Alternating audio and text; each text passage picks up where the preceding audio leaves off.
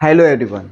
आज का जो हमारा टॉपिक है वो है भूगोल का एक परिचय। इस क्लास में हम जानेंगे कि भूगोल होता क्या है और भूगोल को कितने भागों में बांटा गया है।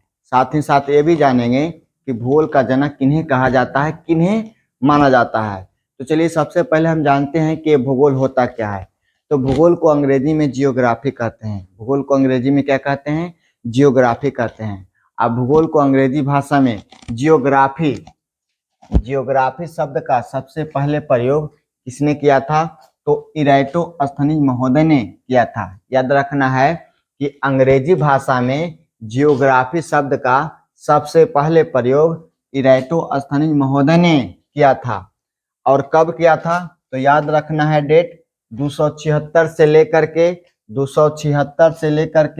194 ईस्वी पूर्व के बीच में किया था। 276 से लेकर के 194 ईस्वी के बीच में किया था, जो कि ये जो थे इराटोस्थनीज जो थे यूनान के एक प्रसिद्ध ग्रीक विद्वान थे। यूनान के एक प्रसिद्ध ग्रीक विद्वान थे। इन्होंने इराटोस्थनीज ने एक पुस्तक लिखी थी। उस पुस्तक का नाम था जियोग्राफिका। याद रखना है कि इराटोस्थनीज की पुस्तक का क्या नाम था?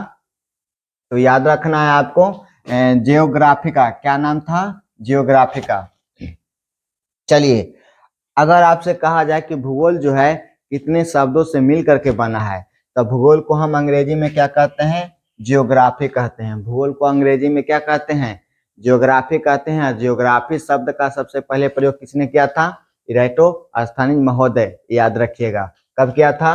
276 से 194 ईस्वी पूर्व के बीच में किया था, जो कि यूनान के एक ग्रीक विद्वान थे, प्रसिद्ध विद्वान थे, जिन्होंने एक पुस्तक लिखी थी।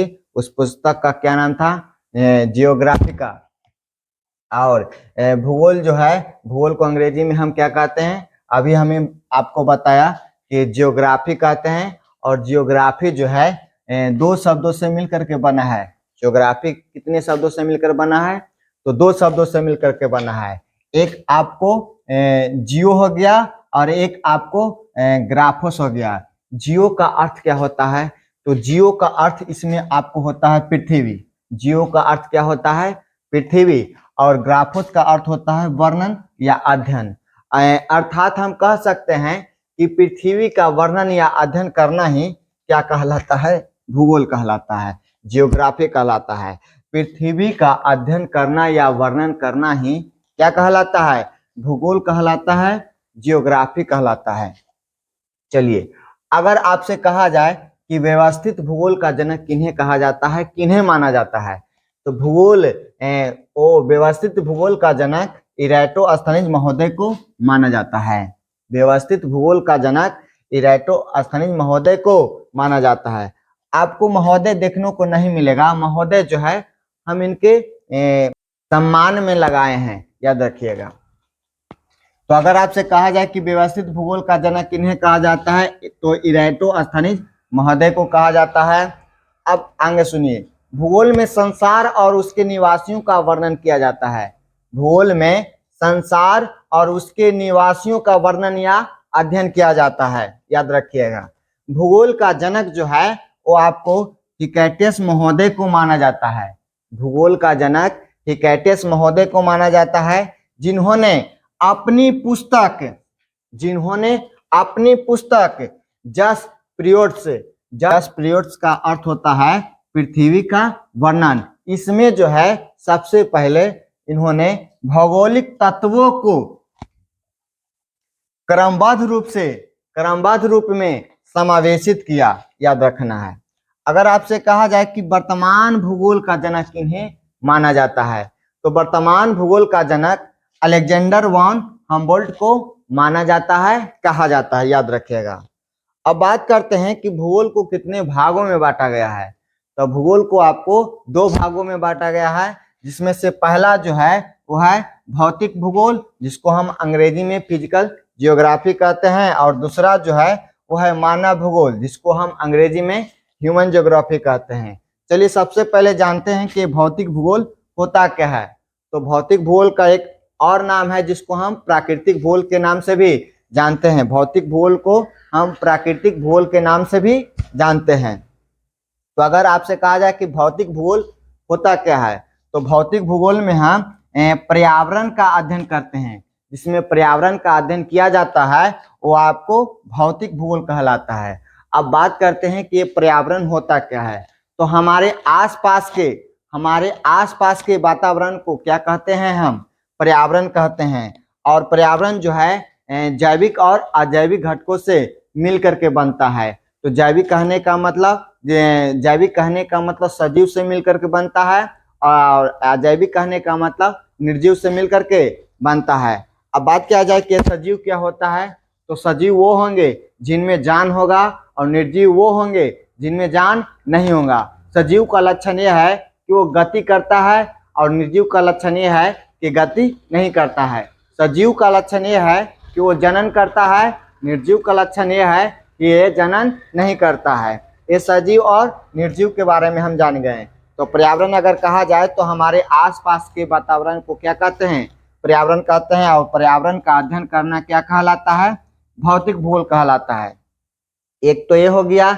एक आप इस तरह से भी कह सकते हैं कि भौतिक भूगोल या प्राकृतिक भूगोल का वह रूप है जिसमें हम प्राकृतिक के बनाए गए वस्तुओं का, चीजों का अध्ययन करते हैं। जैसे कि अगर बात किया जाए तो जैसे में आपको आ गया जल, मृदा, भू आकृति, जलवायु, प्राकृतिक वनस्पति आदि जो है आपको भौतिक भूगोल के अंतर्गत आता है।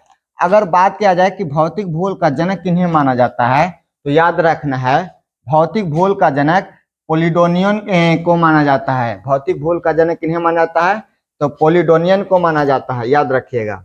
अब चलते हैं मानव भूगोल की ओर। अब ये मानव भूगोल होता क्या है, तो हमने बताया कि मानव भूगोल को अंग्रेजी में हम ह्यूमन ज्योग्राफी कहते हैं। और मानव भूगोल में मानवीय तथ्यों का अध्ययन किया जाता है। मानव भूगोल में मानवीय तथ्यों का अध्ययन किया जाता है।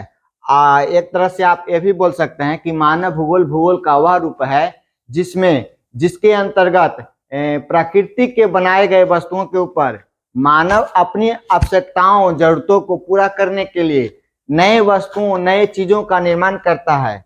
वो आपको मानव भूगोल के अंतर्गत आता है। जैसे कि अगर बात किया जाए, उदाहरण में आपको आ गया कृषि, व्यापार, उद्योग, गृह, नगर, सड़कों, रेल मार्गों का जाल इत्यादि जो है वो आपको मानव भूगोल है। और मानव भूगोल का जनक जो है वो है कार्ल रिटर। और आधुनिक मानव भूगोल का जनक आपको फ्रेडरिक रेटजेल, जो कि कहाँ के रहने वाले हैं, जर्मन है। ये जर्मन भूगोल वेता हैं, याद रखिएगा। अगर आपसे कहा जाए कि मानव भूगोल का जनक किन्हें कहा जाता है, तो कार्ल रिटर को कहा जाता है। और आधुनिक मानव भूगोल का जनक किन्हें कहा जाता है, तो याद रखना है फ्रेडरिक रेटजेल को कहा जाता है, जो कि जर्मन भूगोल वेता हैं। एक बार और ध्यान से सुनिएगा कि भौतिक भूगोल का जनक किन्हें कहा जाता है, तो भौतिक भूगोल का पोलिडोनियन को कहा जाता है। और भौतिक भूगोल में पर्यावरण का अध्ययन किया जाता है। और मानव भूगोल में मानवीय तथ्यों का अध्ययन किया जाता है। आधुनिक मानव भूगोल का जनक फ्रेडरिक रेटजेल को माना जाता है, जो कि जर्मन का एक भूगोल वेता है। इन्होंने फ्रेडरिक रेटजेल ने एक पुस्तक लिखी थी। उस पुस्तक का नाम था एंथ्रोपोज्योग्राफी। उस पुस्तक का क्या नाम था, एंथ्रोपोज्योग्राफी। अगर आपसे कहा जाए कि एंथ्रोपोज्योग्राफी पुस्तक किसने लिखी थी, एंथ्रोपोज्योग्राफी पुस्तक आपको फ्रेडरिक रेटजेल ने लिखी थी, जो कि जर्मन का एक भूगोल वेता थे। अगर आपसे कहा जाए कि मानव भूगोल का विकास या उद्भव कब से माना जाता है, तो मानव विकास या उद्भव जो है 18वीं शताब्दी से माना जाता है। मानव विकास का उद्भव 18वीं शताब्दी से माना जाता है। तो ये था हमारा भूगोल का एक समान परिचय। हम